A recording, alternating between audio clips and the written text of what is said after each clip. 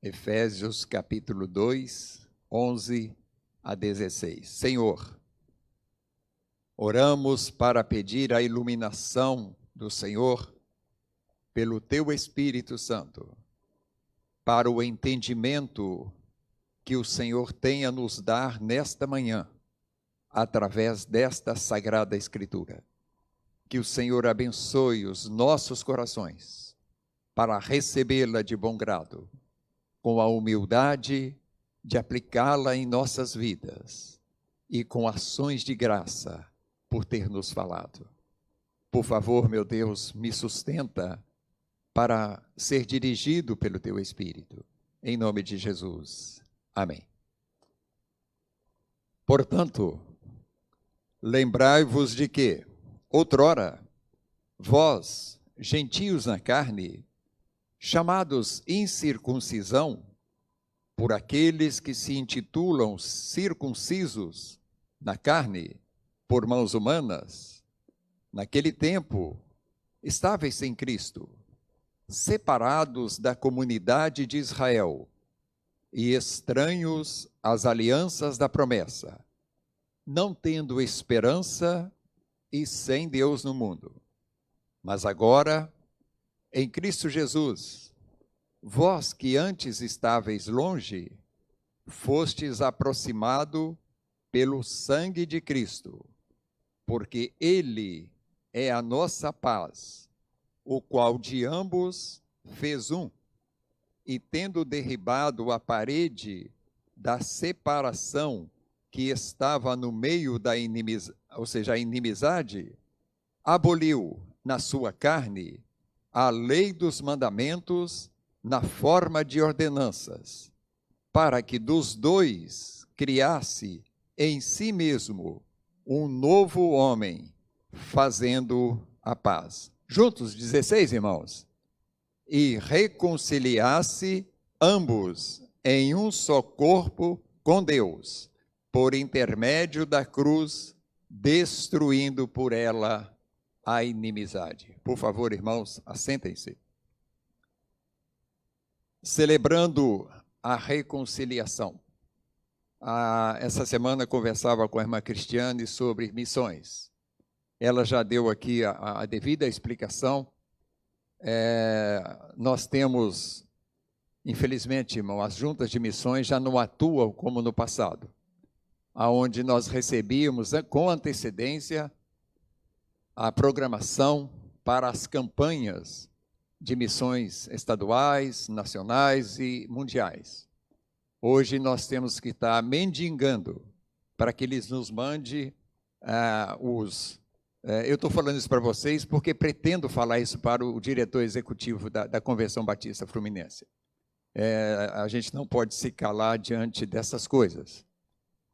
Então, meus irmãos, nossa igreja tem o critério de separar 4 meses para cada campanha de missões. Então, nós já fizemos janeiro, fevereiro, março e abril, fechamos abril para missões mundiais. E, a partir de abril, 4 meses, nós nos envolvemos na campanha de missões estaduais, fechando o ano com missões nacionais. Então, nós não vamos ficar aguardando a vontade da nossa convenção para dar abertura à nossa campanha de missões estaduais. Então, ela está aberta hoje. Eu também pesquisei o site e encontrei lá um tema que possivelmente seja esse: celebrando a reconciliação, pautado exatamente nesse texto de Efésios. Então, Deus confirmou no meu coração que eu deveria estar falando sobre esse tema, para que Ele possa nos marcar, que Ele possa mover nossos corações para esse maior milagre que todos nós recebemos, que foi a nossa reconciliação com Deus na obra salvífica do seu Filho Jesus nesse momento, ou seja, naquela cruz do Calvário. Celebrando a reconciliação. Eu sempre explico aos irmãos o sentido do tema que nós usamos. O que é celebrar? Celebrar é solenizar. Solenizar o quê? É com júbilo, com alegria, algo de grande importância. Então, quando nós falamos celebrando nossa reconciliação, nós estamos solenizando, com júbilo, com alegria, como cantamos aqui hoje, a nossa reconciliação, ou seja, a nossa salvação por Cristo Jesus. A purificação que o sangue de Cristo trouxe para nós. A fé que Deus nos colocou para que nós viéssemos a olhar para Jesus e crer nele como nosso reconciliador. Então, isso é celebrar de forma solene, com júbilo, o que Jesus fez por nós, nos reconciliando com o Pai.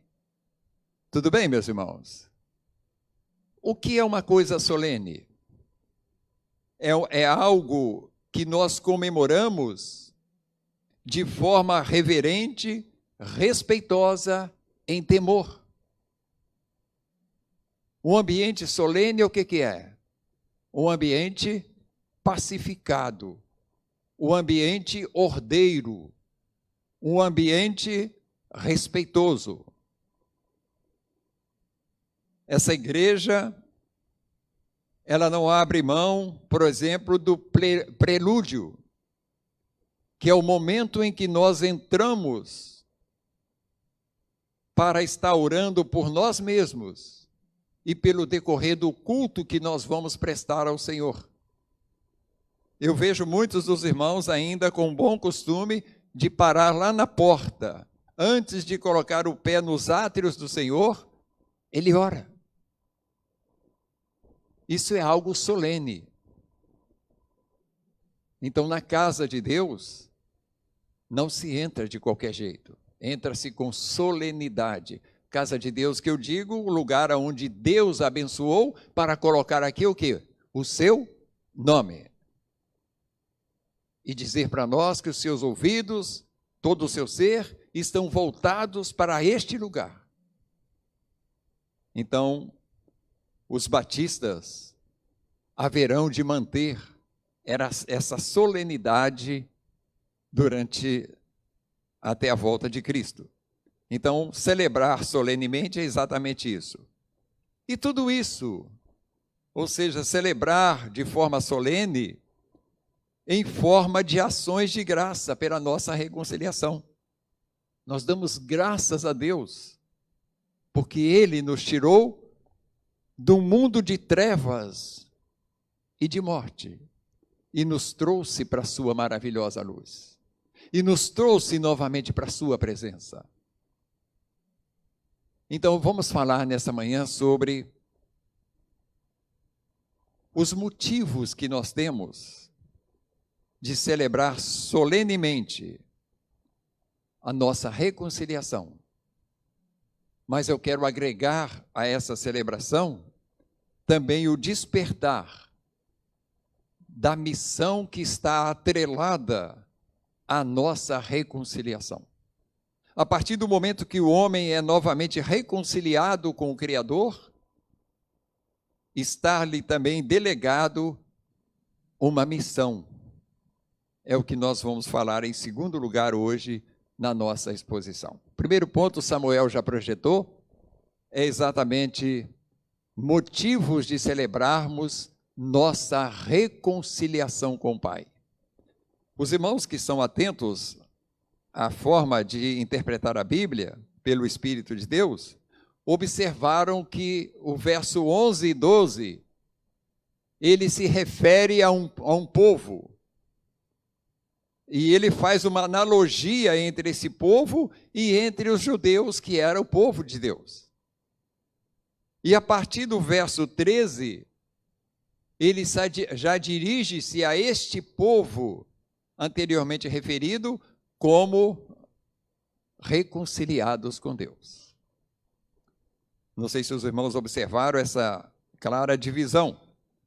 Então, nos versículos 11 e 12, nós vemos aqui alguns motivos de celebrarmos com júbilo a nossa reconciliação com o Pai. Os versículos 11 e 12 fala do nosso passado. E aí ele nos descreve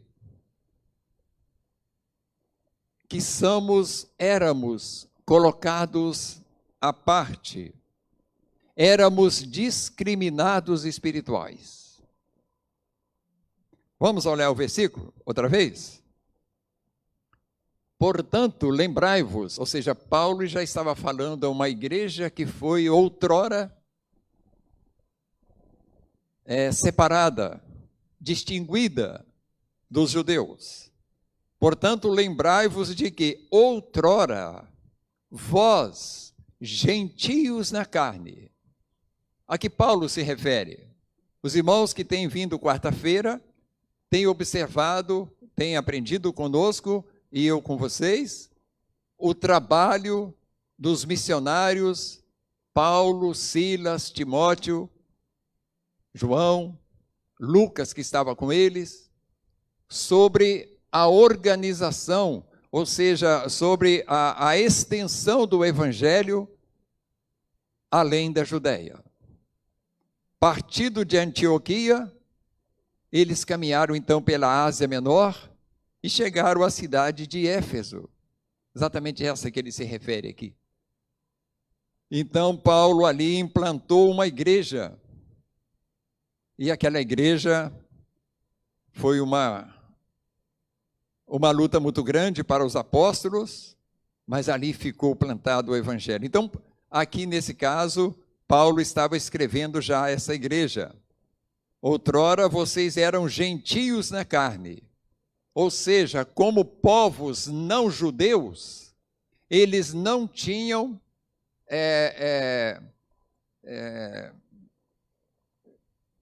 circuncidado, eram incircuncisos, eram dessa forma declarado pelos judeus, gentios na carne, ou seja, o seu prepúcio não foi ainda retirado, vocês não são povo de Deus, porque nós, os judeus, somos povos de Deus, porque ao 8º dia, como diz a lei de Moisés, nós fomos circuncidados.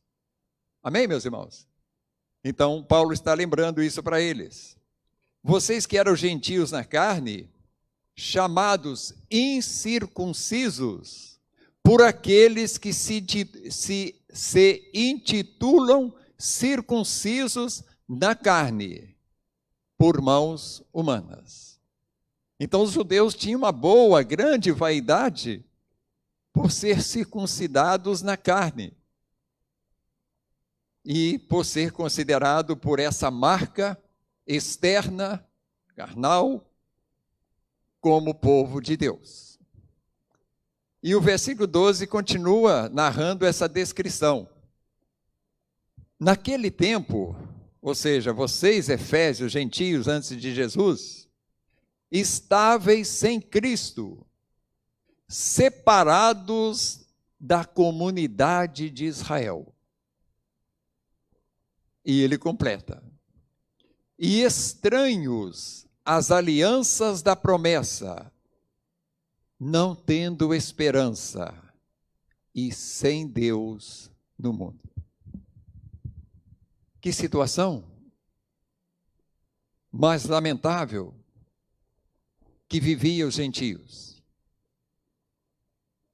separados do povo de Deus, porque não eram judeus, não eram circuncidados por mãos humanas,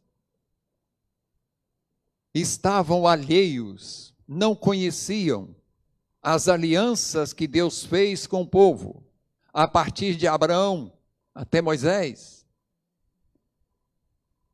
de que de Abraão surgiria renasceria uma nação, o povo de Deus, e que aquele povo tinha uma lei a cumprir, tinha sacrifícios a oferecer, para o perdão anualmente dos seus pecados. Então aquele povo estava pautado nesta lei, nessas alianças que os gentios não conheciam. E, consequentemente, estavam sem Cristo, porque não sabiam nada de Cristo. Ninguém tinha lhes falado de Cristo. E continua o texto, consequentemente, separados da comunidade de Israel. Era um povo à parte, era um povo discriminado por um povo que se declarava povo de Deus. Que diferença faz Jesus na vida do homem, irmãos? O povo de Deus discriminando outros povos, sabendo que Deus é amor, que Deus criou o homem à sua imagem e semelhança. Os judeus sabiam disso. E que Deus disse aos homens, que não pecassem, porque se pecassem, passariam pela morte. Tudo isso, eles eram doutores. Então, os gentios estavam estranhos a essas alianças da promessa. E, por consequência, encerra o versículo 12, não tendo esperança e sem Deus no mundo. Essa era a situação dos gentios. Esta era a minha situação, a situação de cada um dos irmãos. Nós dizemos amém, meus irmãos? Exatamente. Assim éramos nós. Mas vindo a plenitude dos tempos, na qual havia sido profetizado pelos livros do Velho Testamento, do primeiro pacto de Deus com o homem, que os judeus conheciam como doutores, essa plenitude do tempo se cumpriu. E então, Cristo se tornou homem para realizar o ajuntamento de todos os homens da terra e fazer deles um só povo, o Israel de Deus. É o que o Paulo descreve a partir deste momento, a plenitude dos tempos, na obra de Cristo Jesus. Veja, os irmãos, que extraordinária descrição Paulo fala. A partir do momento que nós passamos pela obra de Cristo em cada um de nós, nós somos inicialmente reaproximados do Pai. Por que eu usei aqui reaproximados? Porque o homem foi inicialmente próximo de Deus, íntimo de Deus. Conversava com Deus no Éden. Mas a partir do momento que o homem decidiu desobedecer aquele que o criou, ele se afastou de Deus. Ele se perdeu da sua presença. E o verso 13 nos diz, mas agora, Efésios, agora, Monte Morianos, tá certo? Isso. Se não tá, fica, né? Aliás, o nome da nossa igreja toca o nosso coração, não toca, irmãos? Os irmãos já estudaram sobre todas as mensagens das colinas de Moriá? Um dia eu ainda vou fazer um estudo sobre isso conosco. Mas agora, e olha que foi sugestão de um seminarista ainda a formar. Os irmãos fundadores da igreja sabem disso. Eu coloquei o nome em assembleia, me veio isso na cabeça, vamos colocar Monte Moriá, que aquele texto tanto me fala. Aí houve até crítica aí por fora, mas não importa. Mas agora, em Cristo Jesus, verso 13, vós que antes estáveis o quê, meus irmãos? Longe, fostes aproximados através de quê? Pelo sangue de Jesus. A reaproximação que eu chamo aqui dos gentios e dos judeus com Cristo Jesus. Não pela lei, mas pelo sangue de Cristo Jesus. Então, isso não é o motivo de celebrarmos com júbilo? Nós fomos reaproximados de Deus pelo sangue de Cristo Jesus. Mas Paulo continua nos levando a celebrar com júbilo, verso 14, quando ele fala que também nós fomos reatados com Deus. Não adianta eu reaproximar de uma pessoa a qual eu tinha uma inimizade com ela e ficar só do lado dela. Eu preciso me reatar com ela. Se você olhar a interpretação de reatar, o significado é atar novamente. É abraçar-se para não mais separar. Vamos dizer que alguém, por algum problema, se afasta da sua família, da sua esposa, e de repente ele vê que nada disso está tudo errado. E ele volta correndo e se reata com a sua família. Todos nós lembramos daquele filho pródigo, né? Que voltou a reatar-se com o pai. O verso 14 fala sobre isso. Porque ele, ou seja, Jesus, é a nossa paz, o qual de ambos fez um, e tendo derribado a parede da separação que estava no meio, que era a inimizade. Havia inimizade entre gentios e judeus. E havia inimizade entre ambos com Deus. Faz sentido, irmãos? Os judeus, por causa de prepúcio cortado, estavam em paz com Deus? Não. Eles só vieram a ser reatados com Deus como descendentes de Noé, ou de Adão, que preferirmos, por Cristo Jesus. E hoje, Paulo lamenta isso. Eles estão não atados com Deus e os gentios reatados com Deus. Os gentios haverão de pregar a palavra para aqueles que inicialmente se declaravam com orgulho, com discriminação, como povo de Deus. E continua Paulo no versículo 15. Jesus, ele já está unindo, e ao final de todos os tempos, ele vai unir os gentios a Israel, para constituir o verdadeiro Israel de Deus. Não firmados numa lei, mas firmados no novo pacto, que é o pacto de Jesus, que nos justifica a todos dos nossos pecados. Olha o verso 15. Ele, ou seja, Jesus, aboliu na sua carne a lei dos mandamentos na forma de ordenanças.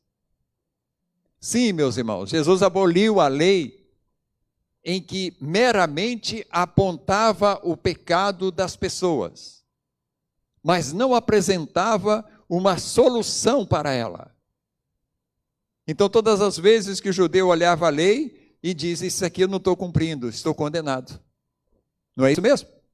A lei condena. Cristo salva. Então, o texto está dizendo que ele aboliu na carne a lei dos mandamentos na forma de ordenanças. Não faça isso, não mate, não faça. Tudo bem, a lei é santa, boa e perfeita, mas ela não salva. E ele conclui o verso 15. Para que dos dois fizesse o quê? criasse um. Qual os dois? Judeus, inimigos dos gentios, e ambos inimigos de Deus, porque todos são pecadores.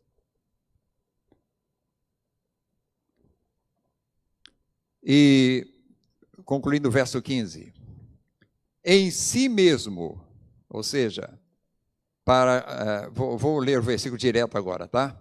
Ele aboliu na sua carne a lei dos mandamentos na forma de ordenanças, para que dos dois criasse em si mesmo, ou seja, em Jesus, um novo homem, fazendo o quê? A paz. Haverá paz. Haverá. Tem um hino que canta assim, né, Robson? Né? Que cantamos assim, aliás. Né? Exatamente. Fazendo a paz. Então está aqui. Nós seremos em Cristo Jesus, somos em Cristo Jesus, unidos para compor o Israel de Deus. O verdadeiro Israel. O Israel para o qual Abraão foi chamado a dar o primeiro passo, a constituir famílias e tribos, de cuja uma das tribos nascesse aquele que sempre será a fonte de nos tornar o Israel de Deus. Fecha a ideia, irmãos? É isso aí. E o versículo 16, vamos atentar aí para a gente encerrar essa primeira parte. Fazendo a paz e reconciliar-se ambos em um só corpo com quem? Com Deus. Por intermédio da cruz, destruindo por ela a inimizade. Às vezes, quando nós falamos que o pecador é inimigo de Deus, escandaliza um pouco. Mas não é nenhum escândalo, irmãos. Todo pecador é adversário de Deus, porque é servo do autor do pecado, é servo do tentador, do diabo. Quando nós pecamos, nós estamos servindo a quem? A Deus ou ao diabo, irmãos? Exato. Então, essa reconciliação promove essa paz, né? Por intermédio da cruz e não da lei.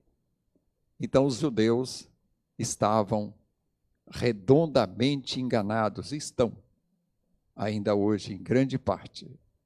Por isso estão batendo cabeça uns com os outros aí, demarcando terras e separando povos.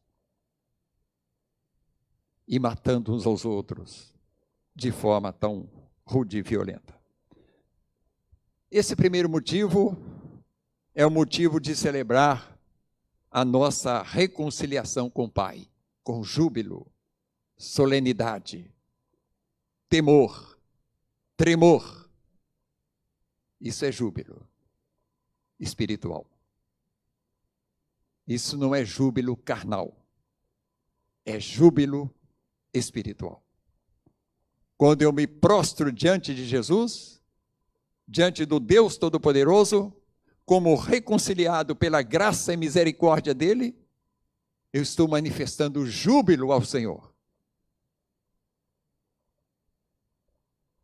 E há o perigo, irmãos, de que a gente manifeste júbilo com nossa carne, com o nosso corpo, em expressões que Deus não está interessado nela. Isso sempre atraiu o mundo. Isso sempre atraiu o homem. Desde aquele momento do bezerro de ouro, lá no Monte Horebe, lá aos pés do Sinai, o povo se levantou para divertir-se e para sei lá o quê. Número 2, Samuel. Eu disse aos irmãos que, atrelado a essa reconciliação, vem uma missão para cada um dos reconciliados. é o sentido da nossa fala também hoje. A missão atrelada à nossa reconciliação com Deus. Ela é de graça, mas ela nos delega funções. Porque Ele nos capacita para as funções que Ele tem para cada um de nós, reconciliados com Ele. Por isso, igreja, aonde braços especificados para cada missão se une numa missão. Os irmãos conhecem quando Salomão foi construir o grande templo, o maravilhoso templo de Jerusalém. Deus escreveu na sua palavra que Ele providenciaria homens movidos pelo Espírito para serem hábeis construtores de todos os trabalhos artesanais, as artes daquele templo. Tanto de madeira quanto de metal, de ouro, de prata. Não é isso, meus irmãos? Que mensagem isso traz para nós? Que nós somos especialistas por Deus para cada obra que Ele tem através da sua igreja neste mundo. Então um sai para evangelizar, o outro sai para visitar, o outro sai para consolar, o outro sai para chorar junto.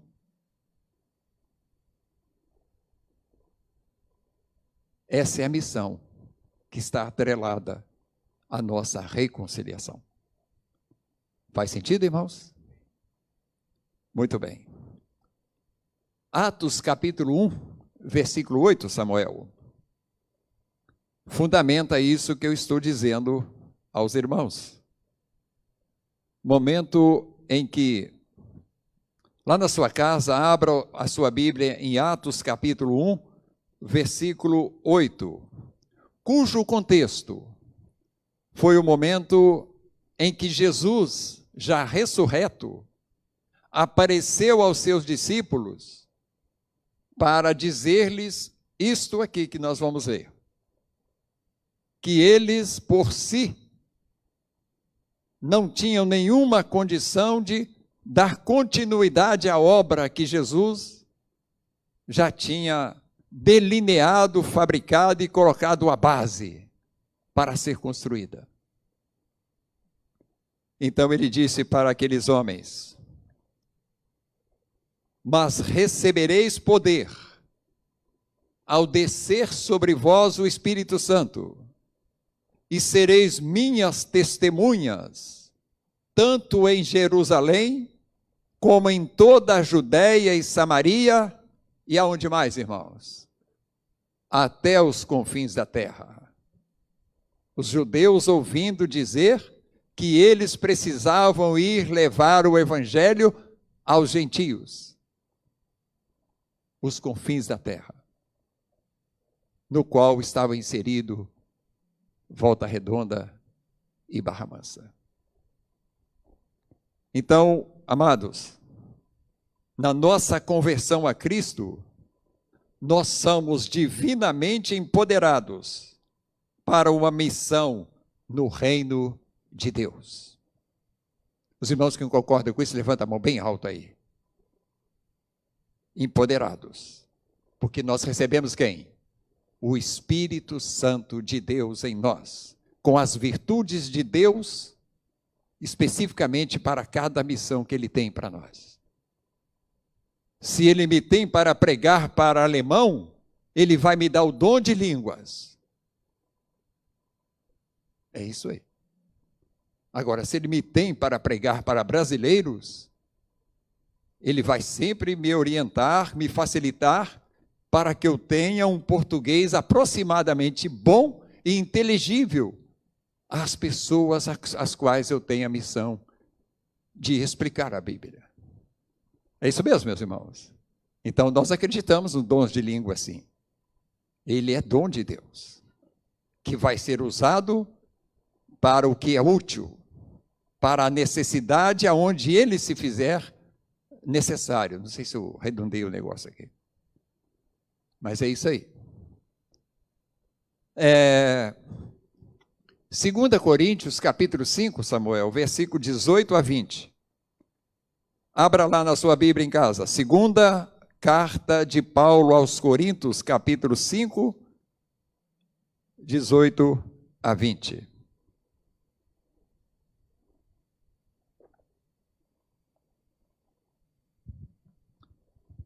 Essa missão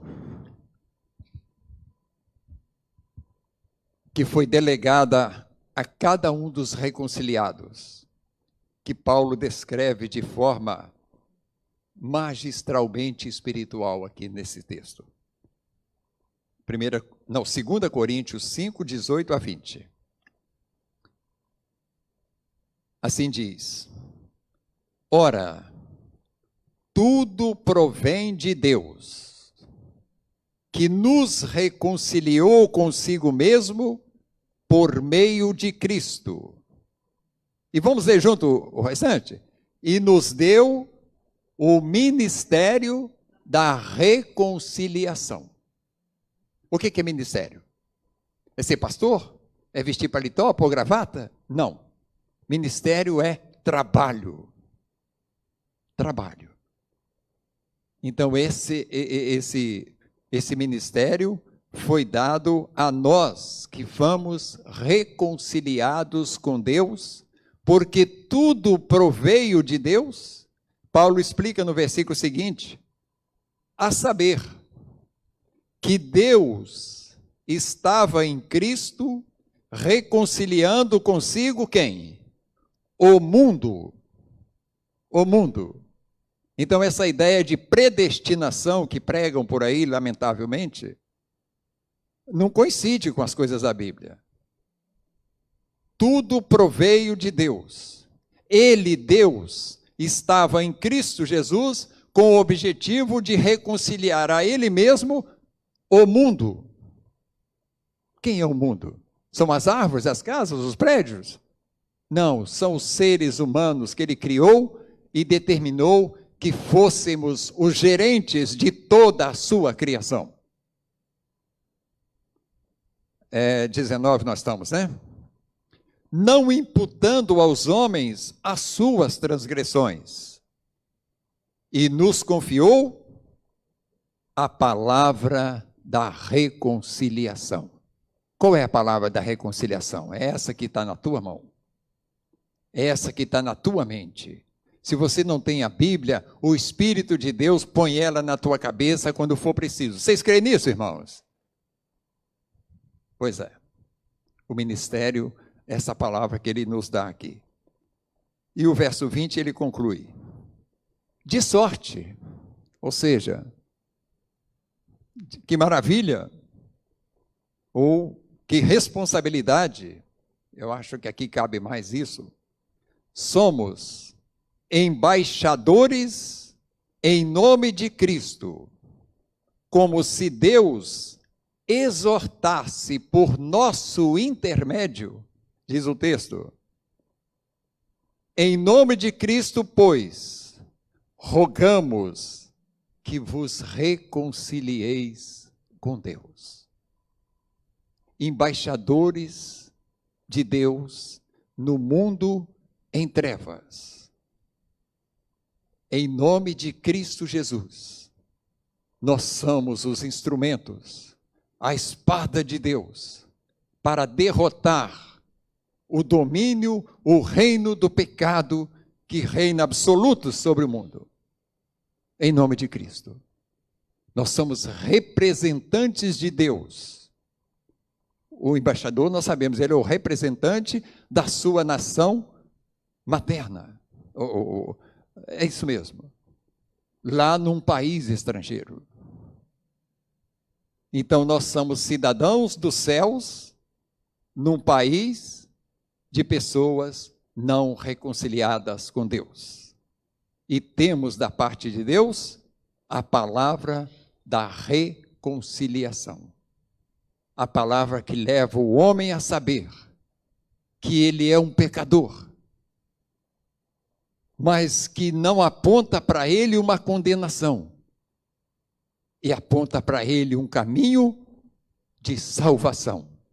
E vamos dizer bem forte, a nossa salvação é Cristo Jesus. Amém. Amém, meus irmãos. Então essa é a palavra da reconciliação. Não guardemos essa palavra. Não retenhamos essa palavra. Não enterremos esse talento que Deus deu para mim e para vocês. Vamos evangelizar, meus irmãos. Aonde Deus vai criar oportunidades para você, para mim. Então não perca tempo. As pessoas estão sedentas da palavra de Deus. Me permita aqui usar mais uma vez. Eu compartilhei ontem com a reunião dos homens. A irmã Sônia, domingo à noite, a irmã Sônia Pereira, passou lá na porta despedindo de mim e falou assim: pastor, eu posso marcar uma visita com uma pessoa para o senhor? Pode, irmã Sônia, me avisa o dia e a hora. Quinta-feira vai ter reunião da MCM, aí nós vamos lá. Chegamos lá para visitar a dona Rosa, que estava enferma. Estava ela, o Zé Maria e um sobrinho dela lá. E Deus me levou àquele momento, apesar de já serem pessoas que ouviram muitas vezes o Evangelho, mas ainda não tomaram a decisão por Cristo, eu vou aplicar o evangelismo nessas pessoas.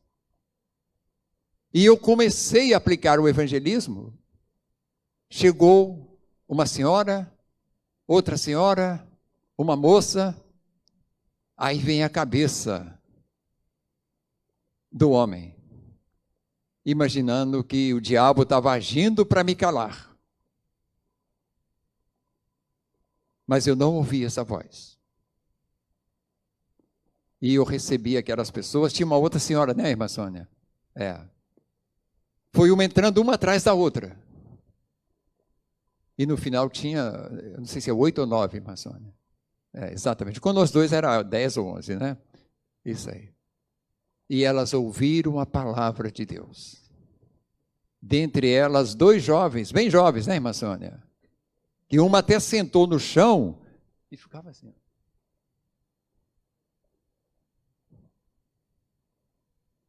Não sou eu, irmãos. É Deus que faz isso por nós.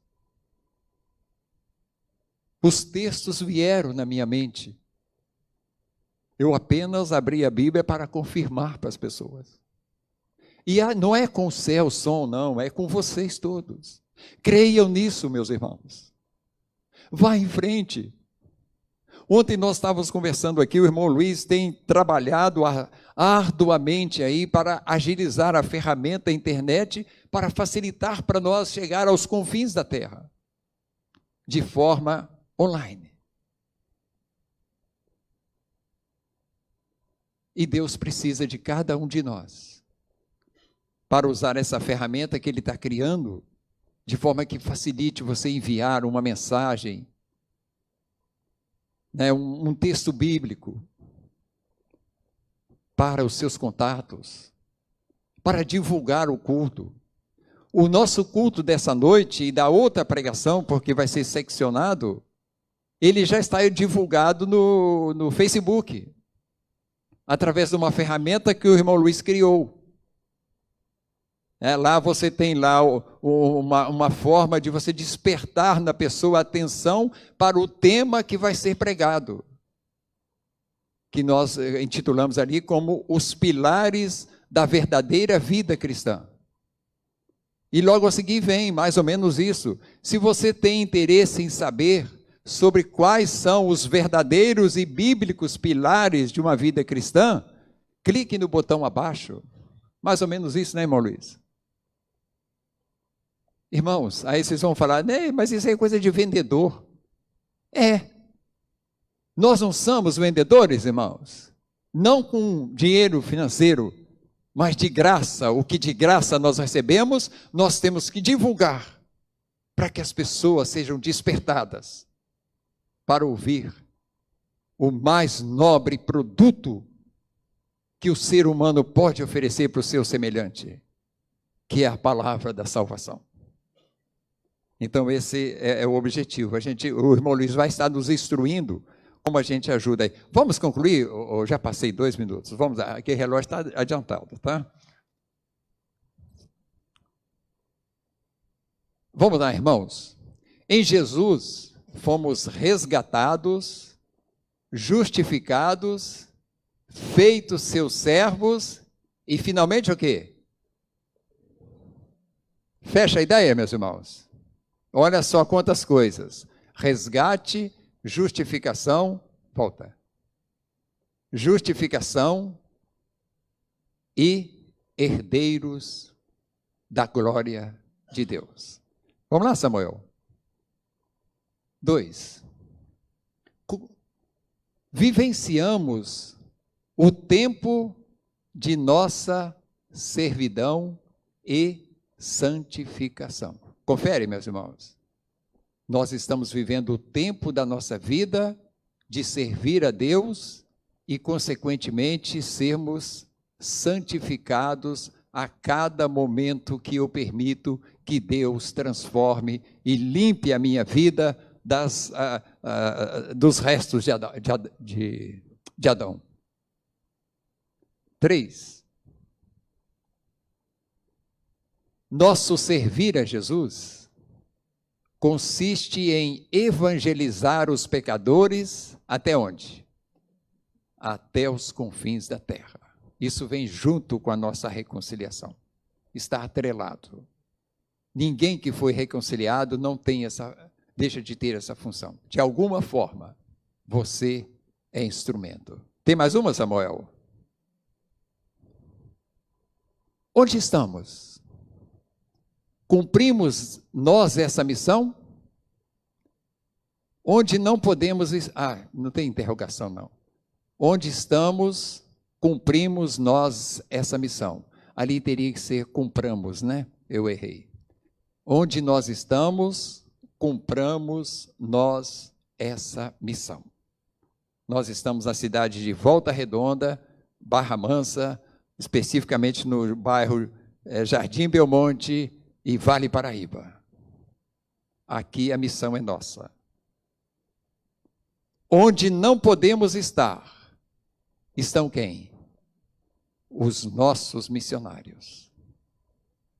Então a igreja precisa, sim, independentemente de vaidades, de juntas de homens, estar convicta e certa que as nossas ofertas serão entregues ao final de 4 meses, para que os nossos missionários tenham sustento de enfrentar as naturais dificuldades do estado do Rio de Janeiro, muito bem descrito pela Cristiane aqui hoje.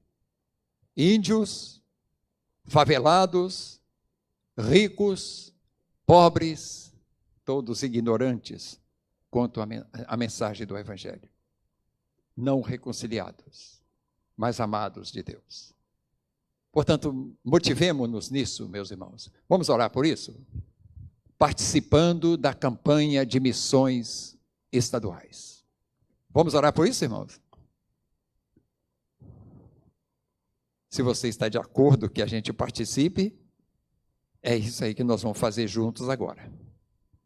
Deus eterno, nós oramos ao Senhor em nome de Jesus, nos colocando nas tuas mãos e pedindo que nos abençoe, para que sejamos evangelizadores aonde estamos sediados e aonde não podemos estar, sejamos sustentadores daqueles que se disponibilizam para lá estarem, para lá atuarem, como representantes do teu reino, como mensageiros da reconciliação do pecador com o Deus Todo-Poderoso. Que o Senhor abençoe esta missão, essa campanha, em nome de Jesus.